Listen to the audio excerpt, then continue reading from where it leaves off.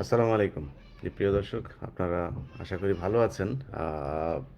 যেই বিষয়টা আপনারা শিরোনামে দেখছেন, আমরা আজকে যেটা নিয়ে কথা বলবো সেটা হচ্ছে যে হাতির হত্যাকাণ্ড নিয়ে আ আমরা সরকারের বেশ কিছু নাটক লক্ষ্য করেছি গেল ২-৩ দিন ধরে। তো এই নাটকের ভেতরে যেটা হয়েছে সেটা হলো আ আদির এই মৃত্যু হত্যাকাণ্ড নিয়ে ইনকিলাব মঞ্চ আজকে দুদিন ধরে আবার নতুন করে তারা রাস্তায় নেমেছে, শাহবাগ অবরোধ করেছে এবং বিভিন্ন জায়গায় জেলায় জেলায় তারা বিক্ষোভ করেছে। সারা দেশের মানুষ সেটার বিচার চায় এবং আমরা যতটুকু শুনতে পেরেছি যে হাদির মৃত্যু হয় নাই, হাদি ইউনূসের বুকে আছেন। তো হাদিকে বুকের ভেতরে নিয়ে তারপরে ইউনূস এখন পর্যন্ত তাদের ধরতে পারেন না। এটা কেন ধরতে পারেন না আমি জানি না। তো এই চাপগুলো সামনের থেকে আসার ফলে যেটা হলো, এই চাপগুলো আসার কারণে আপনার গতকালকে আমরা সরকারের ব্যাপক কিছু দেখলাম। ব্যাপক কি বলে আ তৎপরতা দেখলাম। সেই তৎপরতাগুলোর ভেতরে পুলিশ, মন্ত্রণালয় তারা কিছু বক্তব্য দিয়েছে এবং আমরা একজন উপদেষ্টার বক্তব্য শুনলাম। তার নাম হচ্ছে রেজওয়ানা হাসান। রেজওয়ানা হাসান তার বক্তব্যে বলেছেন যে আ তারা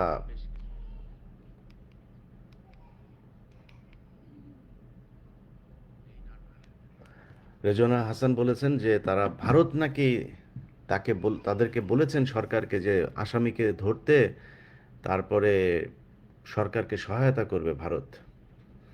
মানে ভারতের কে বলেছে ওনাকে যে ভারতে সে আসামিরা আছেন, কোথায় আছেন? মানে সহায়তা মানে কি? ভারত কেন সহায়তা করবে? তার মানে আসামিরা ভারতে চলে গিয়েছেন, এটা এই ডিজিএফআই এর যেই বয়ান, সেই ডিজিএফআই এর বয়ান অনুযায়ী এটা সরকার নিশ্চিত হয়েছে যে ভারতে চলে গিয়েছে। যদি ভারতে যেয়ে থাকে তাহলে তো এটা ভারতের সহায়তার কিছু না, ভারত আমার আসামি পাঠায় দেবে। আর যদি না গিয়ে তারপরে সরকার এটা বলে থাকে, এটা নিশ্চিত না হয়ে বলে থাকে, তার মানে সে আসামি এখনো দেশের ভেতরে আছে এবং বর্তমান সরকার তাকে ধরতে চায় না। যদি মনে করেন যেও থাকে, আমরা ধরে নিলাম, তাহলে গেল কিভাবে? এই আসামিটা ঢাকা থেকে একটা এত বড় একটা ঘটনা ঘটিয়ে এই যে বাংলাদেশের বিভিন্ন জায়গা দিয়ে গিয়ে বর্ডারে গিয়েছে, বর্ডার পার হয়েছে। তার মানে এখানে পুলিশ জড়িত, সরকার জড়িত, ডিজিএফআই জড়িত, বিজিবি জড়িত, এরা সবাই জড়িত থেকে তারপরে তাকে হত্যা করা হয়েছে। অতএব এটার জন্য সরকার দায়ী। সরকারকে এর দায়ভার নিতে হবে। সরকার বসে বসে সেইখানে বিশাল সুন্দর সুন্দর কথা বলবে ওনাদের। এই রেজওয়ানা সাহেবকে নাকি, ওনাকে গালি দিলে নাকি ওনার গায়ে খুব লাগে। আরে ভাই, আপনারা চুরি করেন, আপনার গায়ে লাগে না? চুরি করা জিনিস আপনি পকেটে ঢুকান, আপনার গায়ে লাগান। এই দেশটার একটা বিশাল সমস্যা আছে। ধরেন এই যে আমাদের দেশে কিছু মানুষকে ভারতীয় গোয়েন্দা সংস্থা ট্র্যাপে ফেলে। কিভাবে জানেন? তাদের ট্র্যাপে ফেলে যে মেয়েদেরকে দিয়ে। আচ্ছা, মেয়েদেরকে দিয়ে এটা যদি ধরা পড়ে তাহলে বিশাল সমস্যা। এই সমস্যা থেকে বের হয়ে আসতে হবে। ভাই, আপনি পলিটিক্স করেন, আপনি কোনো মেয়ের সাথে কিছু করেছেন, আমরা এটা স্বাভাবিকভাবে নিব, আপনি টেনশন করেন না। এই যে আমেরিকার ট্রাম্প প্রেসিডেন্ট ট্রাম্প, তার নামে আপনার এখানে বিভিন্ন ভিডিও ইউটিউবে সার্চ দিবেন, আপনি ভিডিও টিডিও আছে। এই যে যারা কিনা বাজে যেসব আপনার মানে নানান ধরনের এগুলি আপনারা দেখেছেন যে সেসব ফুটেজ টুটেজ কী কী আছে, ইউটিউবে সার্চ দিয়েন। তাদের নানান ধরনের জায়গার মধ্যে হাত দিচ্ছেন, মানে প্রকাশ্যে জানে যে এখানে একজনের গার্লফ্রেন্ড ছিল, আরেকজনের তার নামে এখানে মামলাও হয়েছিল এই বিষয়গুলো নিয়ে। তো সবাই জানে সে কিন্তু প্রেসিডেন্টই আছেন। তার তার কি সে কি সে কি দুর্নীতি করেছে? সে কি এই দেশ বিক্রি করে দিয়েছে?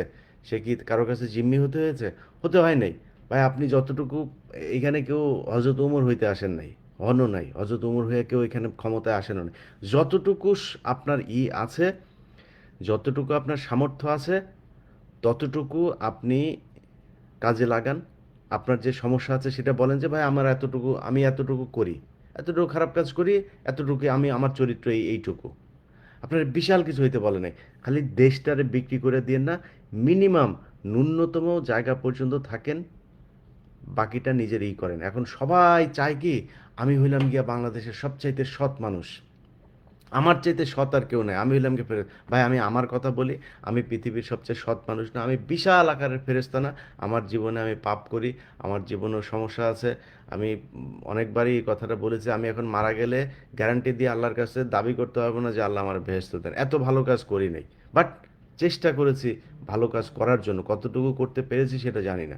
So, আমরা যখন করি না, ধরেন একজন মানুষ ঘুষ খায়, কথা বলার সময় আমরা এমনভাবে বলি ও হইল গিয়া মানে পৃথিবীর একমাত্র জন্তু যে কিনা ঘুষ নিয়ে ধরা পড়েছে, মানে ধরা পড়ার পরে, এই ধরা পড়ার আগ পর্যন্ত ধরেন গ্রামে গেলে শুক্রবারে মসজিদের মধ্যে তার ইমামের পেছনে আলাদা জায়নামাজ রাখা হয়, তার জন্য ঈদের বাড়িতে গেলে ঈদে ইমামের পেছনে তার জন্য আলাদা, মানে সব ঘুষখোরদের জন্য গ্রামে আলাদা জায়গা রাখা হয়।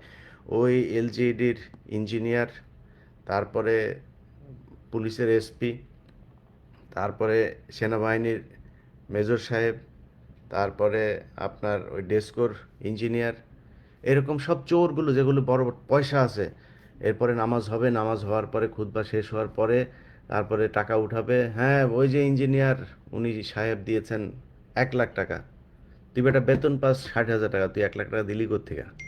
তুই পুরো সব মিলায়া ঈদে বোনাস টোনাস সহ টাকা পাইছিস 1.5 লাখ, তুই 1 লাখ টাকা মসজিদে দিয়া দিলি। তো সবাই জানে যে সে যে ঘুষ খায়, কিন্তু ওই যে ধরা পড়ে নাই সে ভালো মানুষ। এই জায়গা থেকে বের হইতে হবে ভাই, আমাদের হানি ট্র্যাপ মানি ট্র্যাপের এই সমস্যা আর থাকবে না ভাই, যে যতটুকু ভালো অতটুকুই বলেন, কোনো সমস্যা নেই। কারণ ওনাদেরকে এই গালি দিলে ওনাদের গায়ে খুব লাগে গেছে, ওনারা যে পুরো বিপ্লবটারে যে ধ্বংস করে দিল এটাতে কোনো সমস্যা নাই, চুরি করে বাটপারি করে লুটপাট সব কিছু করেছে গেল 1.5 বছরে, কোনো সমস্যা হয় নাই। যদি আসলেই ভালো হইতে চান তাহলে ভালো কাজ করতে হবে, ভালো কাজ করবেন না আবার ভালো হয়ে ভাবসাব নিয়ে তারপরে ঘুরবেন, ভাই এত ভাব মারার কিছু নাই। এখানে যদি মনে করে থাকেন যে ডক্টর ইউনূস সারা জীবন ক্ষমতায় থাকবে আর আপনারা এরকম দাপট দেখাবেন, যেই দাপট আপনারা দেখাইছেন এই দাপট আওয়ামী লীগ সরকারও দেখাইতে পারেনি আমাদের সাথে। এই যে আজকে বিএনপি সামনে যদি ক্ষমতায় আসে বা জামাত যদি ক্ষমতায় আসে, তাহলে যেই যেই সমস্যা ফেস করবে এটা আপনাদের জন্য ফেস করবে। আওয়ামী লীগের এই বিএনপি, জামাত, এনসিপি বা অন্যান্য কেউ যারা যারা এই দেশে চাঁদাবাজি করেছে, এই চাঁদাবাজির ক্ষেত্র তৈরি করে দিয়ে গিয়েছে এই ইউনূস সরকার।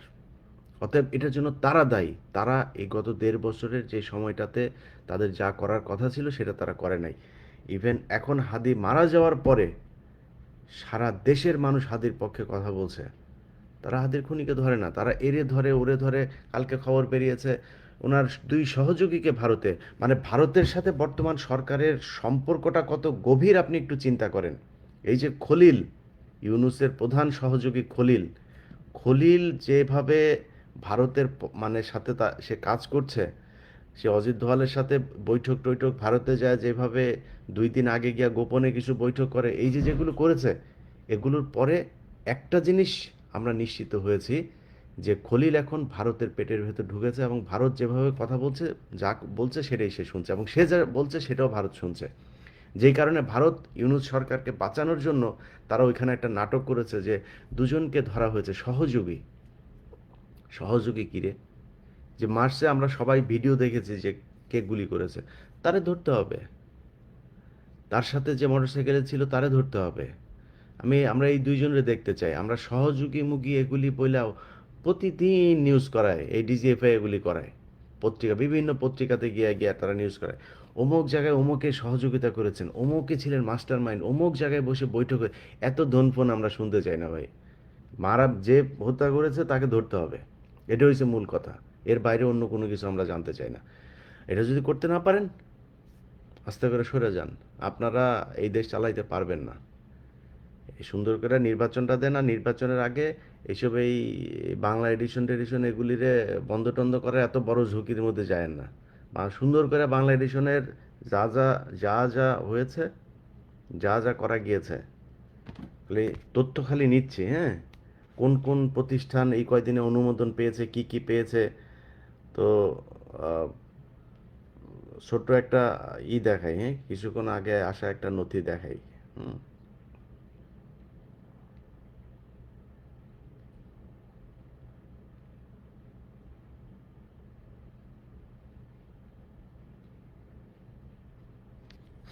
জান, এটা একটা একটা ছোট্ট জিনিস কিছুক্ষণ আগে পাইলাম। তো এটার নিচে যা যা আছে, যে যে নথি যা যা আছে, সেগুলো আস্তে আস্তে দেখাবো।